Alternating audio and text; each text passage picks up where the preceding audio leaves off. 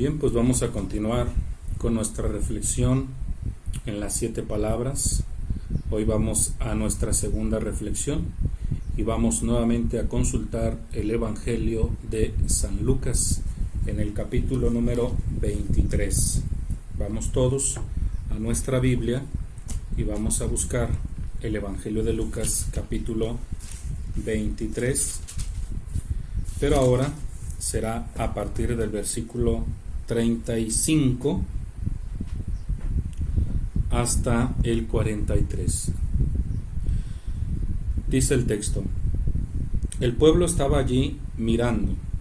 Las autoridades, por su parte, se burlaban de Jesús y comentaban: a otros ha salvado, que se salve a sí mismo, si es el Mesías, el elegido. También los soldados se burlaban, se acercaban a él para darle vinagre y decían: si tú eres el rey de los judíos, sálvate a ti mismo. Habían puesto sobre su cabeza una inscripción que decía: este es el rey de los judíos. Uno de los malhechores crucificados lo insultaba diciendo: ¿no eres tú el Mesías? Pues sálvate a ti mismo y a nosotros. Pero el otro intervino para reprenderlo diciendo: ¿ni siquiera temes a Dios, tú que estás en el mismo suplicio? Lo nuestro es justo, pues estamos recibiendo lo que merecen nuestros actos, pero éste no ha hecho nada malo. Y añadió: Jesús, acuérdate de mí cuando vengas como rey. Jesús le dijo: te aseguro que hoy estarás conmigo en el paraíso.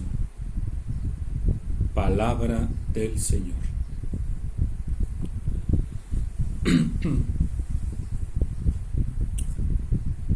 Te aseguro que hoy estarás conmigo en el paraíso. Esta es la segunda frase de Jesús.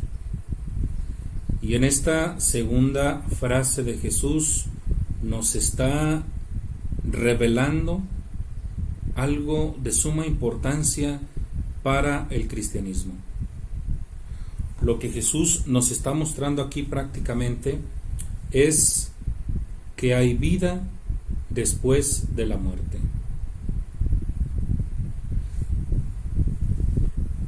La palabra paraíso, dentro del contexto judío, la palabra paraíso es de origen persa. La palabra paraíso en la cultura judía estaba relacionada al jardín, porque la palabra paraíso significa jardín. Y para los judíos era el lugar donde irían a descansar las almas justas, y lo relacionaban o les significaba para ellos como el jardín de Edén o el gran jardín. Por eso para nosotros es muy importante ver cómo Jesús aquí en esta segunda frase nos está demostrando que hay otra vida después de la muerte. Esto, sin lugar a dudas, dentro del cristianismo es una verdad teológica, es fundamental. No tendría sentido, como dijo San Pablo en su primera carta a los Corintios, capítulo 15, dijo San Pablo: si Cristo no ha resucitado, entonces vana es nuestra fe.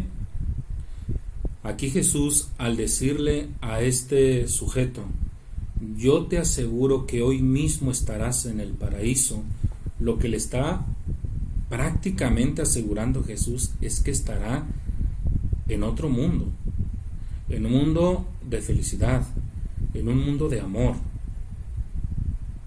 Pero es interesante notar que no es la primera vez que Jesús está hablando que hay vida después de la muerte.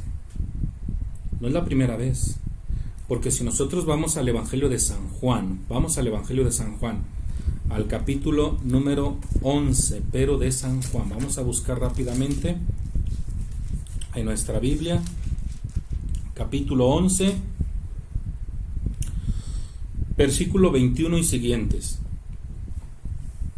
Voy a contextualizar esto. Geográficamente todo se está dando en Betania. Betania dista de Jerusalén 3-4 kilómetros aproximadamente. En Betania, según el Evangelio de San Juan, viven 3 hermanos, Lázaro, Marta y María, amigos íntimos de Jesús, para que más o menos entendamos. Pero me voy a abocar al versículo 21 del capítulo 11 de San Juan y siguientes. Dice: Marta dijo a Jesús: Señor, si hubieras estado aquí, no habría muerto mi hermano. Pero aún así, yo sé que todo lo que pidas a Dios, Él te lo concederá. Jesús le respondió: Tu hermano resucitará. Marta le dijo: Ya sé que resucitará cuando tenga lugar la resurrección de los muertos, al final de los tiempos. Entonces Jesús afirmó: Yo soy la resurrección y la vida. El que cree en mí, aunque haya muerto, vivirá. Y todo el que esté vivo y crea en mí, jamás morirá. ¿Crees esto? Ella contestó: Sí, Señor. Yo creo que tú eres el Mesías, el Hijo de Dios que tenía que venir a este mundo. Palabra del Señor. Bien, fíjense en la afirmación de Jesús. Yo soy la resurrección y la vida. El que cree en mí, aunque haya muerto, vivirá. Entonces, con esto queda claro que en el Evangelio de Lucas, Jesús no está hablando por primera vez de una vida después de la muerte. No, aquí hay un testimonio. Sin embargo, hay que dejar en claro el contexto en el que se dice. Miren, el ser humano de antes, como el de hoy, si hay algo a lo que le teme, es a lo que va a pasar después de la muerte. Eso era una duda que se tenía en aquella época y que se tiene en la actualidad. ¿Qué va a pasar después? ¿Qué va a pasar conmigo cuando yo muera? Voy a otro texto bíblico, voy ahora al Evangelio de San Juan, es el mismo que estamos estudiando, pero al capítulo 14 del Evangelio de San Juan, versículo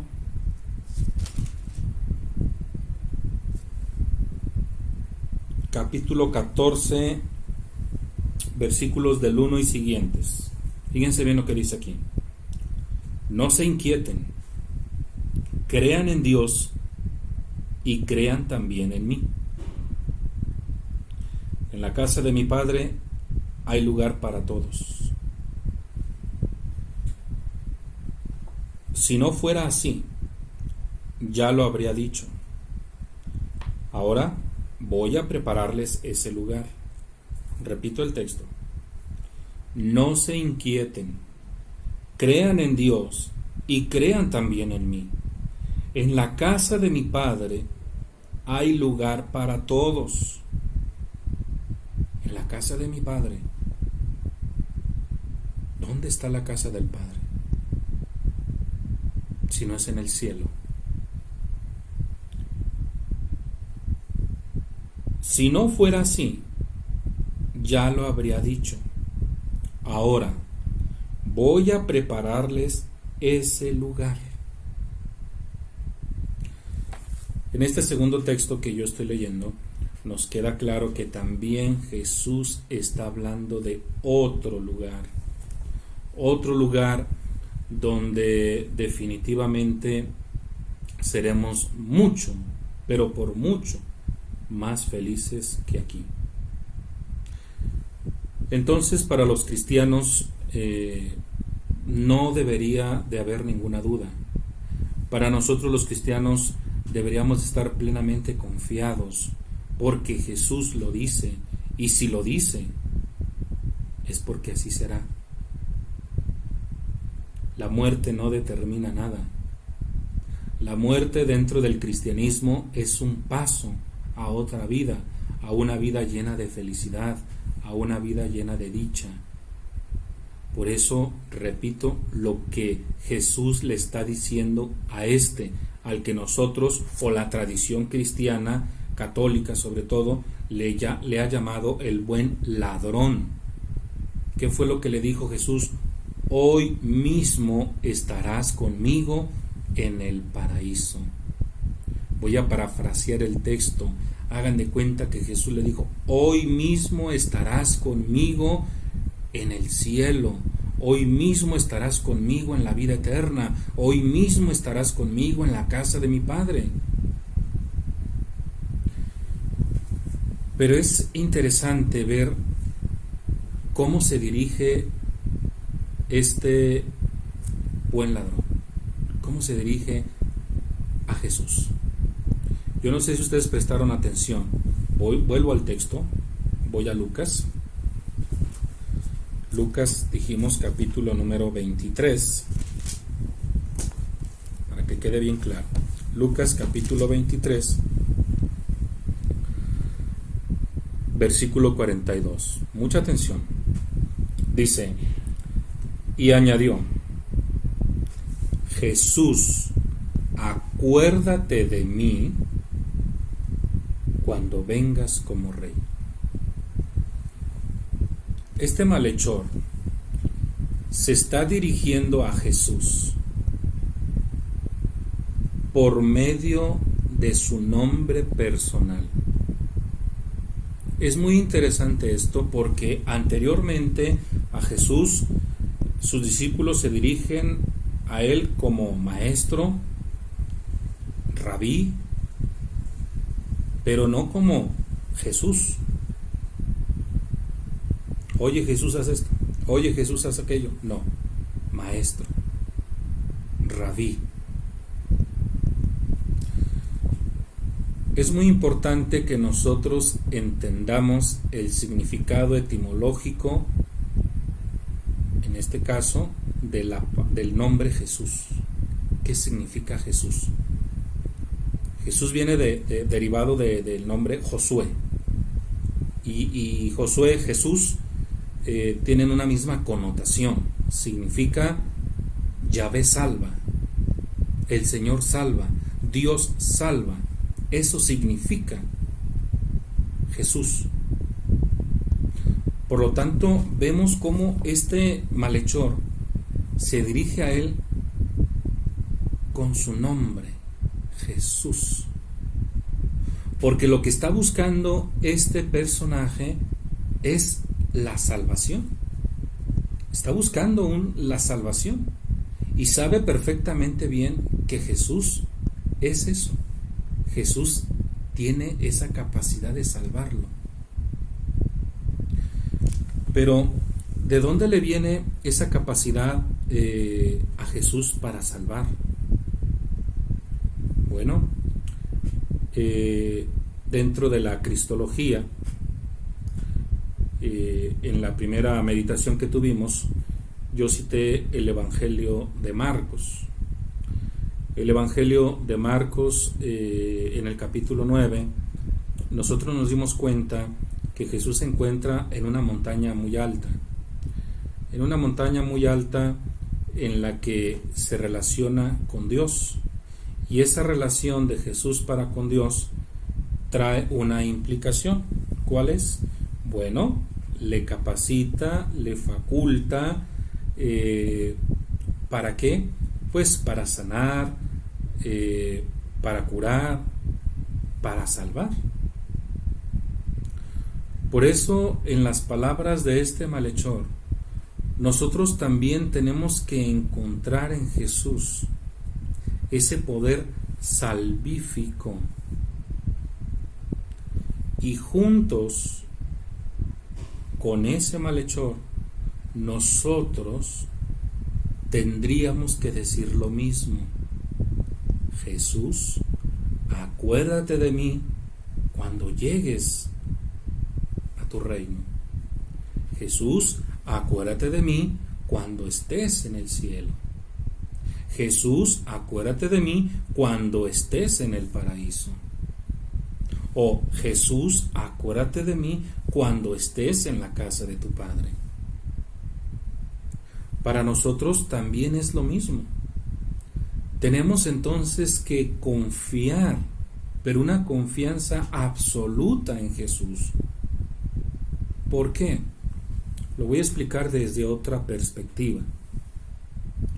Cada evangelio tiene su propia cristología.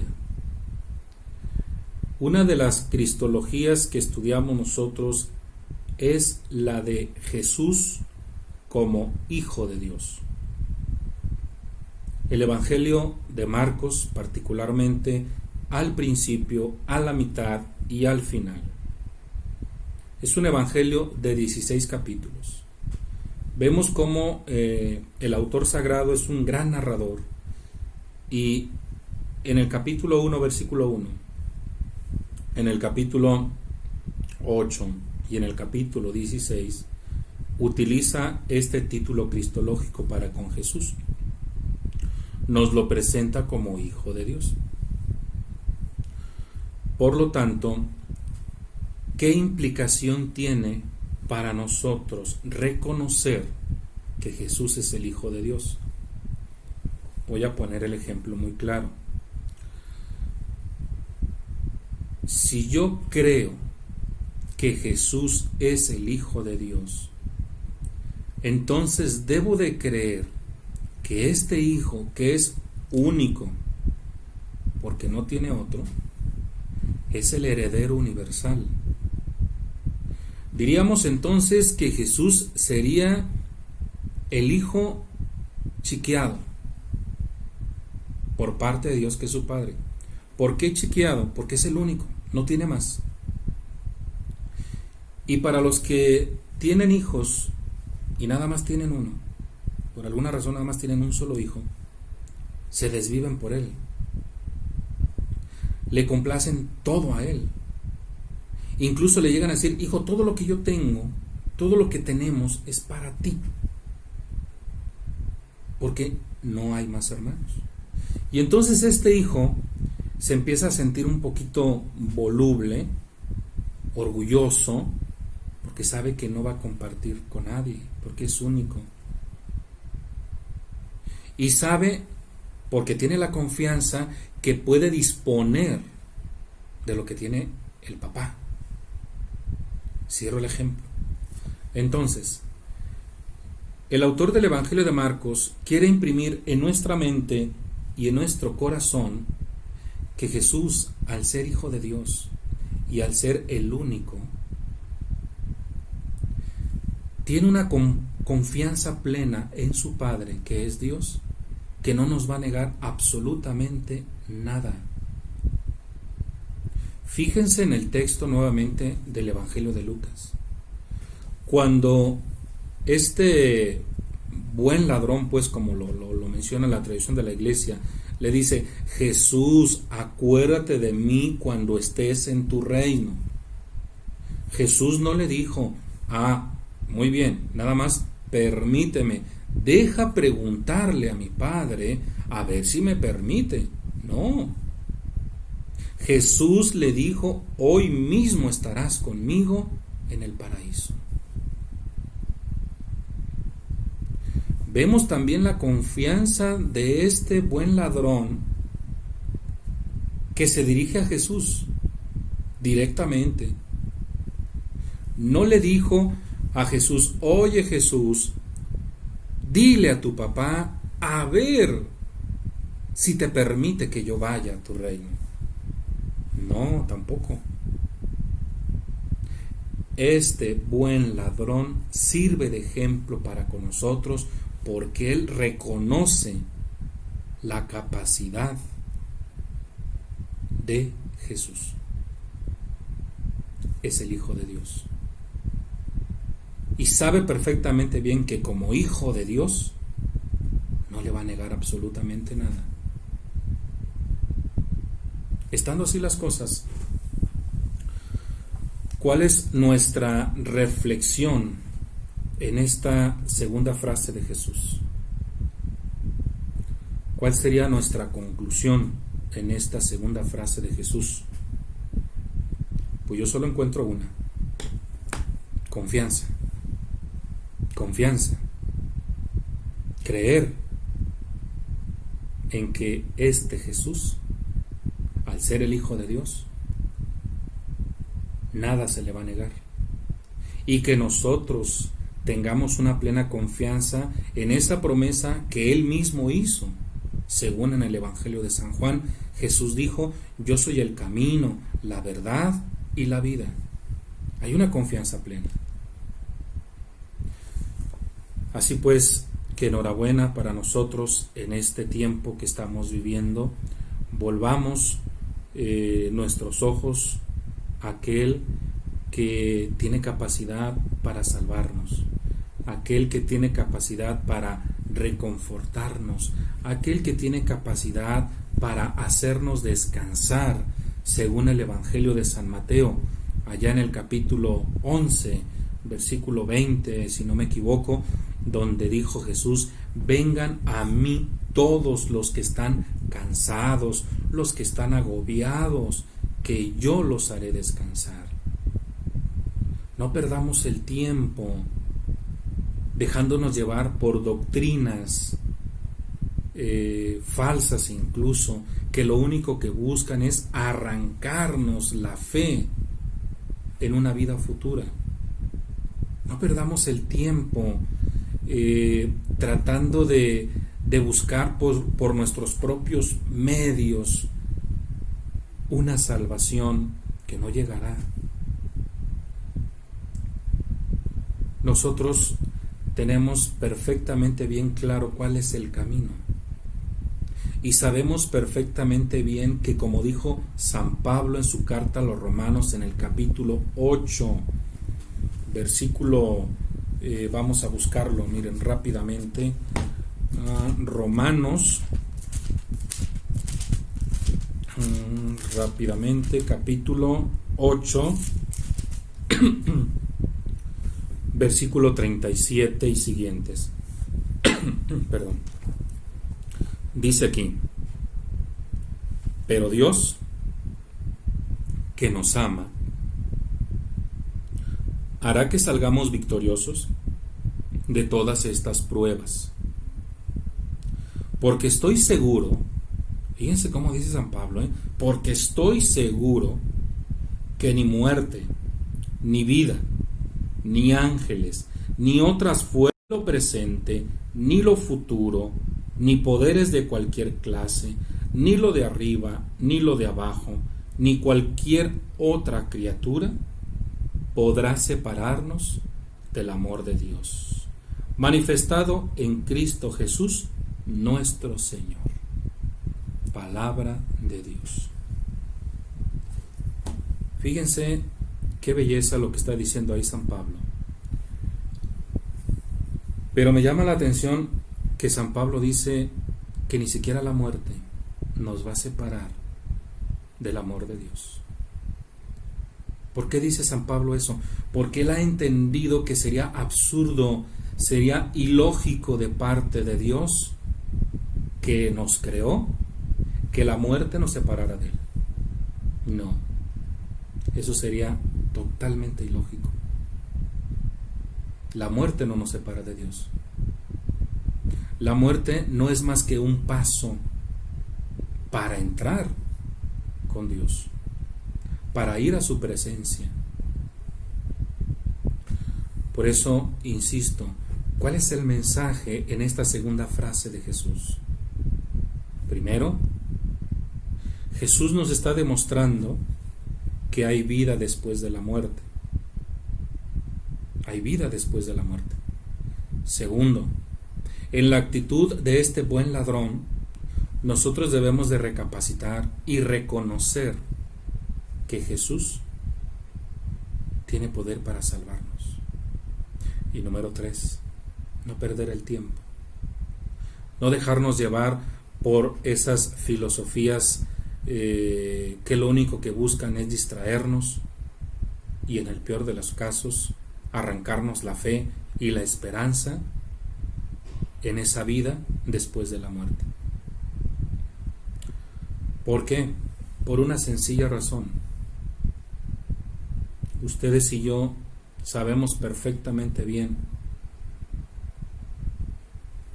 que no tenemos la certeza de que viviré mañana o que viviré pasado mañana. Eso no lo sabemos. Para muchos, porque lamentablemente esta es una realidad, para muchos fue su última cuaresma. Es más, muchos ya no llegaron a este día, y más con esta pandemia que estamos viviendo en la actualidad. Para muchos ya no fue así. Entonces, ¿qué esperamos? ¿Qué esperamos para decirle a Jesús: acuérdate de nosotros, Jesús? Acuérdate de nosotros. ¿Qué esperamos? ¿Que el tiempo se nos venga encima? ¿Que dependamos de otros? Eso sería una fatalidad. El profeta Isaías fue muy claro cuando dijo: busca al Señor mientras puedas. Y ahorita que puedo, que me puedo mover, ahorita que puedo, búscalo, búscalo. Hay quienes me han preguntado que si en estos momentos, voy a abrir este paréntesis, la reconciliación, muchos la necesitan y no se puede dar. Estoy hablando de la confesión. Esto lo podremos consultar con nuestro párroco a través del chat, pero se los digo así rápidamente. El Catecismo de la Iglesia Católica señala perfectamente bien que en casos como el que estamos viviendo, en casos como estos, si hacemos un verdadero examen de conciencia, si hacemos un verdadero acto de contrición, un verdadero acto de arrepentimiento, nuestros pecados pueden quedar perdonados en este momento en el que estamos. Esto lo señala el Catecismo de la Iglesia Católica. No les estoy diciendo nada nuevo. Esto sería otro tema, pero bueno, solo lo digo porque en estos momentos muchas personas quisieran ir a confesarse y no se puede confesar porque hay que reunir ciertas condiciones. Entonces estamos privados de ir al confesionario. No podemos hacerlo. Entonces, ¿qué voy a hacer? Bueno, en un verdadero acto de contrición, tú puedes pedirle perdón al Señor con toda la intención de no volver a pecar, el perdón de tus pecados. Y si mañana o pasado se termina esta cuarentena en la que estamos inmersos, inmediatamente vas y te confiesas con el sacerdote. Pero si esto se prolonga y sientes la necesidad de reconciliarte con el Señor, tú lo puedes hacer. Y repito, esto está dentro del Catecismo de la Iglesia Católica. Pero cierro el comentario. Ahora bien, esta segunda frase de Jesús, ¿tiene implicaciones para nosotros? Sí. ¿Cuál será la primera? Creer. Creer que hay vida después de la muerte. Y que no perdamos el tiempo, sino que nos pongamos a trabajar, reaccionemos de una vez por todas y sepamos que Jesús, al ser el Hijo de Dios, tiene capacidad para sanarme, tiene capacidad para perdonarme y tiene capacidad para llevarme junto con Él a una vida llena de gracia. Pongo de ejemplo otra vez el Evangelio de Marcos que estudiamos en el capítulo 9. ¿Qué fue lo que experimentó Pedro, Santiago y Juan en esa montaña alta que nos menciona el Evangelio, a la que la tradición hoy menciona que es el Monte Tabor? ¿Qué fue lo que experimentaron estos tres? Pues no fue otra cosa más que el paraíso. Jesús les dio la oportunidad de probar ese paraíso. Jesús les dio la oportunidad de probar esa vida eterna, ese cielo al que tú y yo estamos también llamados a llegar en alguna ocasión. Pero para ello es muy importante creer. ¿Ustedes recuerdan la pregunta que le hizo Jesús a Marta? ¿Cuál fue la pregunta que le hizo? ¿Crees esto? Así que enhorabuena para todos nosotros en esta segunda reflexión. Dejemos de dudar y creamos. Creamos pues que Jesús tiene capacidad para muchas cosas. Como lo estudiamos en el Evangelio de Mateo, en una de las cristologías, Jesús es el Todopoderoso.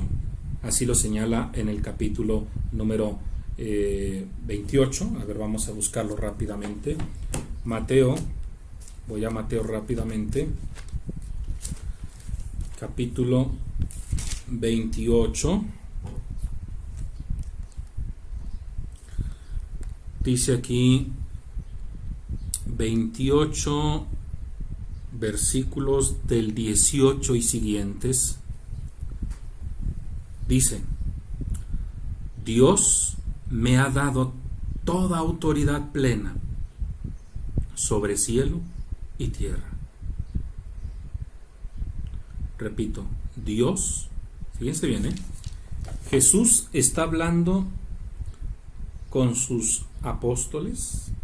Jesús está a punto de ascender a los cielos y Jesús les dice: Dios me ha dado toda autoridad plena sobre cielo y tierra.